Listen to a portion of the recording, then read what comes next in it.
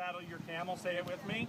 A saddle, exactly. So, assuming you have a camel and a saddle at home, this should probably look very familiar to you. If you don't have a camel or a saddle at home, this will all be new information, so you want to make sure you take notes, okay? There's going to be a quiz, kids. Check it out. This camel is almost 8 feet tall. I'm not. I could put his saddle on while he's standing up, but it's really hard to do that, especially if you're somebody this size. So camels naturally kneel down. They spend a lot of time doing this.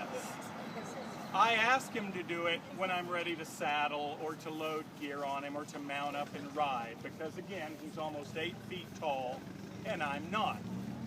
So we have him kneel down just as a matter of practicality. So now he's down, I can place the saddle on his back. The first thing you probably recognize about my camel is, like all other camels on the planet, he has this big thing in the middle of his back that to our Western perspective might be in the way. If you're thinking of a saddle that you rode at your uncle's farm or at summer camp or wherever you may have ridden horses, you look at this thing and figure, you question, how in the world can you ride this thing? Well, the first thing you've got to take out of your mind is a horse saddle. A horse saddle is perfect for sitting on a straight, flat back of a horse. But a horse doesn't have this big tumor on their back, okay, where a camel does. So the earliest camel cultures 4,500 years ago looked at this and had to figure out, what can I do with this thing? Well, you could sit back here. That's pretty easy place to sit. You could sit here, but when the camel kneels down, you can slide down over his neck. So some of the earliest cultures said, I'd like to do with this animal what we do with this other animal, the horse. I'd like to sit right in the middle of his back. So they sat on this thing and realized that was very precarious. So they came up with an armature, with some kind of equipment that sits on their back, and that's what we have here. This is exactly what the U.S. Army used with the camels in Texas 150 years ago. This is from Egypt. It's called a North Arabian saddle. It's padded underneath with 2 pads, one on the left, one on the right, and basically it sits right on top of his hump, just like a cat sits on your head, all right? So the pad here keeps everything soft, and the wooden parts or metal parts don't touch his body. But this pad, which is made of canvas and is stuffed with straw or grass, is very soft against his body. You don't want the wood or the metal parts touching his body. So just like you would use a pad on a horse saddle, you'd have a pad on your camel saddle, and that's what this is here. Now this rope, cotton and soft, just rests under the tail. Doesn't hurt him, it's not tight. But if you're going to go in hills or mountains, you want to have this on so your rig doesn't shift forward. And then, of course, there will be a familiar cinch or strap that goes on his belly, all right? I need a helper for this one.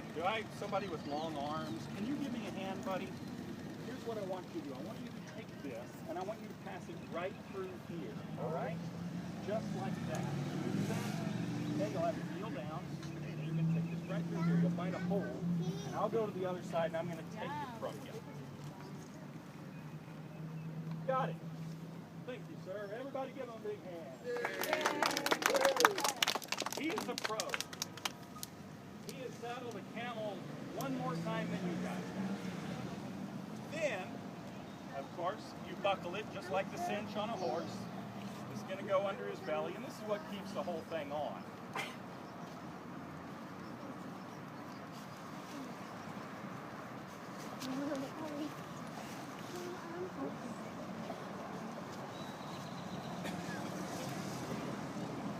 Now the Army didn't get a manual, an instruction book, when they bought the camels in 1855, 1856. But what they did do is bring some folks over from Turkey and the Middle East who knew something about camels.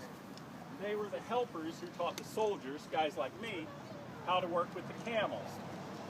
Their main job was carrying water. They would have carried other camp supplies, the tent, tarps, the poles, all of those things. But their main job was carrying water. Big wooden barrels like this.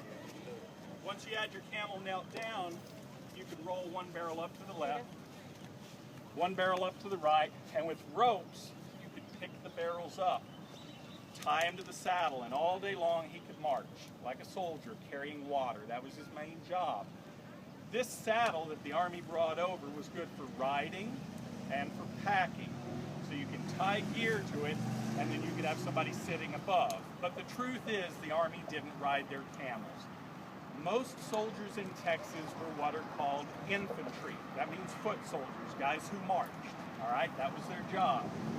So you might have an officer, somebody sitting right, who would be riding a horse, or he might be in a wagon pulled by horses or mules or oxen.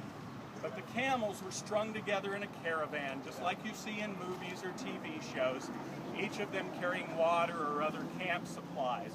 Rarely did anybody ride the camels. Not because camels aren't good at that, it's just culturally the Americans were going to ride a horse, or they were infantry and they were marching. There were only 75 camels imported, so there certainly weren't camels enough for everybody to ride, and most of them were just tied together in a caravan. All right? So you can carry gear on a camel in a lot of different ways. You could load those barrels up like I demonstrated with ropes, or you could do something even smarter. You could have a saddle bag like this, and then whatever you want to carry, you just lay this over the saddle, and you place it in these pockets on either side. Okay, you put your nephew in here, you put your Xbox in here, whatever a soldier needed on the frontier. And then again, if you wanted to ride, you're sitting above all the cargo. All right? Now, what's your name, big guy? One more time loudly. William. William, would you like to get up here and show everybody what it would be like? Come around here, William. All right, William, it's kind of tall, so I'm going to let you step right here. All right? Right leg up and over. Now, William, close your ears for a minute. Everybody watch William's eyes. All right, William, I want you to hold on tight, okay? Sit up straight and lean back, okay? No, don't slouch. Just kind of lean back, all right?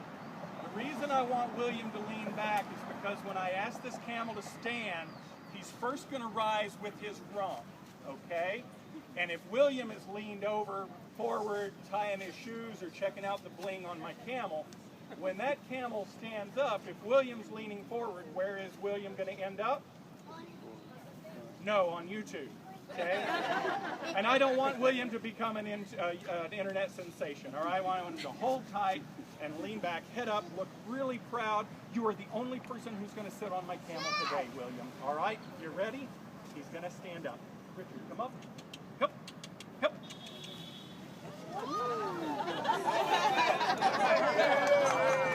Now, y'all, because it's Texas, right? If he makes 8 seconds, he's going to get a big belt buckle. All right, now, William, I have good news and I have bad news. This camel, his name is Richard. Richard is so well trained at standing up, but I'm not exactly sure how we're going to get you down. I've got an idea. William, can you turn sideways where both feet are on this side? You can do it. I have faith in you. There you go. Well, that's a long way to slide down. Let's not do that. Here, turn this way. Yeah, put this leg over here. Now, William, if I were to take his tail, could you climb over and just slide down? Probably not. Let's come this way. Maybe I could catch you if you jump. I only know how to climb on from riding horses. Yeah, that's probably not. Okay, let's come back around this way the way you started. Now, if I were to take his head to the ground, would you climb over and just slide down his neck? Probably not. Tell you what, hold on tight, lean back. I'm going to have a talk with the camel, okay?